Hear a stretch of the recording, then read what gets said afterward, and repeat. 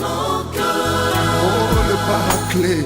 Inonde nos cœurs. Cher Saint-Esprit de Dieu, inonde nos vies. Nous avons nous élever, nous te désirons. Alléluia. En toi, nous avons la paix, le bonheur. Saint-Esprit, inonde nos cœurs.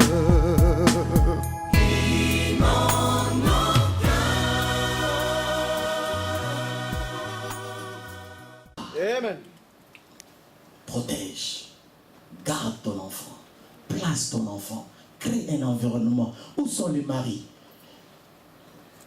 Quand vous lisez Marie et Joseph, j'ai beaucoup aimé Marie et Joseph. La Bible déclare que chaque année, il se rendait à Jérusalem. Il habitait Nazareth. Mais chaque année, avec l'enfant Jésus, il amenait Jésus à Jérusalem pour adorer. Ils ont appris à initier leur enfant dès les bas âges à adorer, à célébrer Dieu. Pour te dire, dès les bas âges, initie tes enfants à prier. Dès les bas âges, communique les valeurs spirituelles à tes enfants. Si tu ne le fais pas, la rue va s'en charger. Bien aimé, parfois nous avons l'impression que ces enfants qui viennent là ne comprennent pas. Rentre à la maison, pose la question à ton enfant, qu'est-ce qu'on a prêché? Tu seras surpris. Et quand ils viennent, ils reçoivent des semences incorruptibles. Au moment opportun, ça va pousser. C'est ça le cadre, mes amis. C'est inconcevable. Tu ne peux pas venir à l'église et laisser tes enfants. Il a encore 5 ans, mais tu le laisses à la maison. Ah, bien aimé, tu vas pleurer demain. Alléluia. Amen. Crée un cadre. C'est ça la femme sage. C'est ce que Marie et Joseph ont fait. Ils ont initié le Seigneur dès les bas âges à aimer les choses de Dieu. Il nous arrive de prier avec les enfants. Même si l'enfant prie 1 minute, il a prié quand même. L'enfant sait qu'avant de manger, je dois prier. Amen. Elle sait qu'avant de dormir, c'est déjà quelque chose. Et là, j'étais en train d'apprendre à mes enfants comment modérer. Et plutôt pas Winner. Emmanuel modère avec ses mots d'enfant. Et c'est bien. Il arrive qu'il nous dirige à la maison. On va prier pour ceci. On prie, amen, amen, avec ces mots. Même 2 minutes. Gloire à Dieu. Amen. Mais c'est ça l'initiation. Parce que quand il sera grand, il ne s'en détournera pas. On est en train de s'aimer dans leur vie. Bien aimé, il faut que tu sèmes dans la vie de tes enfants. Parce que si tu ne sèmes pas, l'ennemi viendra s'aimer livré. Et tu vas pleurer demain. Moi, nanangaï. Moi, nanangaï, je ne comprends pas. Oh, que Dieu nous fasse grâce. Même si nous avons commis des erreurs, que nous puissions nous relever. Alléluia. Amen. La sagesse. Tu as besoin de la sagesse. Les enfants, la Bible dit l'enfant sage fait la joie de son père. Mais un fils insensé fait le chagrin de sa mère. Alléluia. Amen. Un enfant qui est docile, on lui donne tout. Il ne manque de rien, simplement parce qu'il est docile. Et c'est très important d'enseigner nos enfants. C'est très important d'apprendre la sagesse à nos enfants. Vous savez, il y a beaucoup d'enfants qui sont dans la malédiction. Je vous dis. Parce que si l'enfant ne comprend pas ces choses, les choses de Dieu, frère, la porte est grandement ouverte pour que ton enfant soit maudit. Même si tu ne maudis pas ton enfant. Parce que je veux dans ce pays, les enfants parler impoliment à leurs parents. L'enfant est en train de parler à sa mère, tu poses la question, est-ce que c'est son ami? Oh, c'est sa copine. Et l'enfant est en train d'être maudit. Parce qu'on ne touche pas aux parents. Tu peux prier, tu peux aimer la prière, tu peux faire, mais attention, on ne touche pas aux parents. Ce sont des choses que nous devons apprendre à nos enfants. Ta mère, ton père, amen, quel que soit ce qu'ils sont, même s'ils n'ont pas étudié comme toi, on ne les touche pas. Ils sont sacrés. Amen. Alléluia. Amen. Même si tu parles, tu es polyglotte, on ne touche pas aux parents. Amen. La Bible dit, celui qui maudit son père et sa mère, sa lampe s'éteindra au milieu de ténèbres. Ah ouais. Même si ta mère ne dit rien, parce que les gens croient que la malédiction, il faut que maman prononce quelque chose. Non.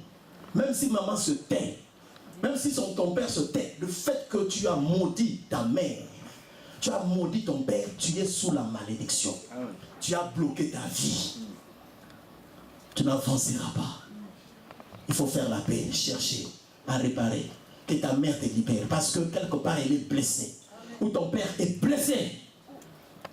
Parce que tu ne sais pas combien de sacrifices elle a fait pour t'avoir. Même si elle ne dit rien. C'est pour ça que ces choses, nos enfants doivent connaître ça. Il faut que tu apprennes aux enfants, attention, ne touchez pas votre père. C'est ce que notre mère nous disait souvent. Parfois tu es fâché, mais hey, les parents sont sacrés.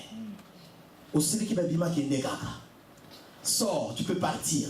Mais on ne touche pas, on ne dit rien. Sinon tu es sous la malédiction. Amen. Et beaucoup sont sous la malédiction. À cause de leur attitude, à cause de leur comportement. C'est pour cela que nous devons communiquer la sagesse à nos parents, à nos enfants. Amen. Amen. J'aime encore la sagesse, c'est très important pour nous dirigeants de la chorale de l'église. Nous devons avoir la sagesse. Nous serons toujours confrontés par des problèmes. Il faut utiliser la sagesse aussi. Alléluia. Amen. J'aime Dieu. La Bible dit n'épargne pas le fouet. La folie est attachée au cœur de l'enfant. Le fouet l'épargnera de lui. Utilise le fouet quand tu es parent. Même quand tu es dirigeant, il faut apprendre la correction. Quand tu utilises le fouet, la correction, ça va épargner la mort à l'enfant. Les gens disent, oh, le pasteur doit avoir un grand cœur. Oui, j'ai un grand cœur. Par la grâce de Dieu. Mais quand vous lisez Psaume 23, donc les pasteurs dans Psaume 23, qu'on appelle le berger, parce que ce n'est pas un berger, Dieu lui donne deux choses. La houlette et les bâtons. Alléluia. Amen. À quoi ça sert? Alléluia. Tu dis non, je suis pasteur, il faut accepter n'importe quoi. Non! Jésus n'a pas accepté n'importe quoi. Quand il est entré dans le temple, il a vu que la maison de son père était devenue un marché. Qu'est-ce qu'il a fait? Le fouet. N'épargne pas la correction. S'il faut utiliser le fouet, utilise le fouet.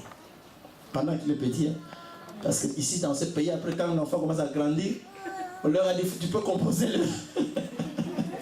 Alléluia. Amen.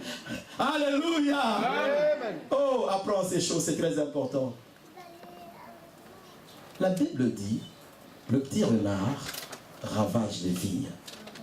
Des choses que tu négliges dans les petites choses là. Tu vois chez ton enfant, tu négliges. Demain, ton enfant deviendra un homosexuel. Demain, ton enfant deviendra un voyeur fumeur de chambre. Pourquoi? Parce que tu as laissé passer certaines choses. Alléluia. Amen. Il faut battre le fer pendant qu'il est chaud.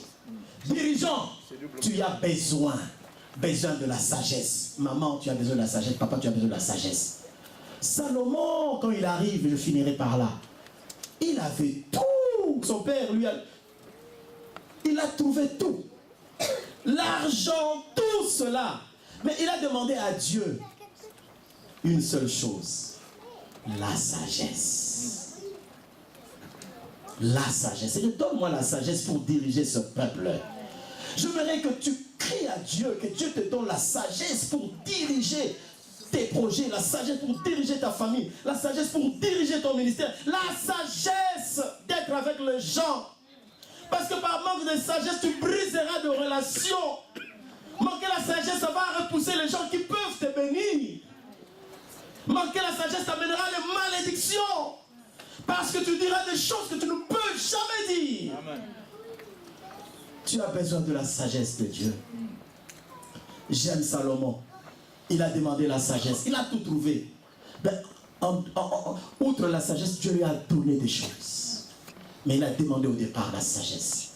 Ah, je me rappelle encore de cette scène. Quand deux prostituées sont venues au-devant de lui. Pourquoi? Parce qu'un enfant était mort. Les deux ont accouché. L'une a accouché lundi, l'autre a accouché jeudi, 3 jours après. La Bible dit, il y a eu, l'autre a échangé le bébé.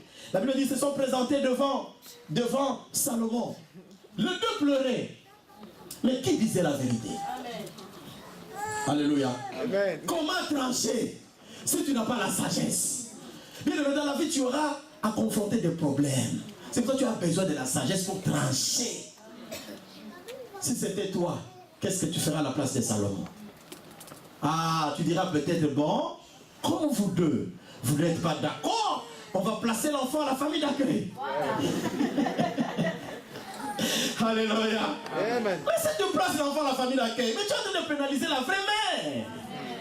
C'est pour ça qu'il te faut la sagesse de Dieu. J'aime ce que cet homme a fait. Amenez-moi une épée. Coupez l'enfant. Coupez l'enfant à deux. En deux, pardon. Ah, coupez mon enfant. Là, la vraie mère a parlé. Amen. Non, laissez l'enfant. Laissez l'enfant. Ne faites pas mal à l'enfant. Donnez l'enfant. Donnez l'enfant. Ne coupez pas. Ça, c'est la sagesse. Amen. Mais quand tu as la sagesse de Dieu, ça peut te permettre, frère, quand tu entends quelqu'un, de décortiquer ce qu'il a. Simplement parce que tu as la sagesse de Dieu. Un jour, un homme m'appelle au téléphone. Quand il me parle d'une autre personne, j'ai compris que dans cet homme, il y a l'esprit de jalousie. Je ne lui ai rien dit. Mais j'ai compris que non. Il a l'esprit de jalousie. Par ton comportement, je peux savoir l'esprit que tu as derrière. Et ce qui me permet d'aller jusque-là, c'est la sagesse divine. Tu dois posséder la sagesse divine. Sinon, mon ami, ma soeur, ça va retarder ta destinée. Tu feras route avec une personne qui arrêtera ta destinée. J'aime Abraham, qui s'est séparé d'avec son neveu, son propre neveu. Pourquoi? La sagesse. La sagesse te permettra de voir loin des choses qui peuvent arriver. Il dit non, autant se séparer maintenant.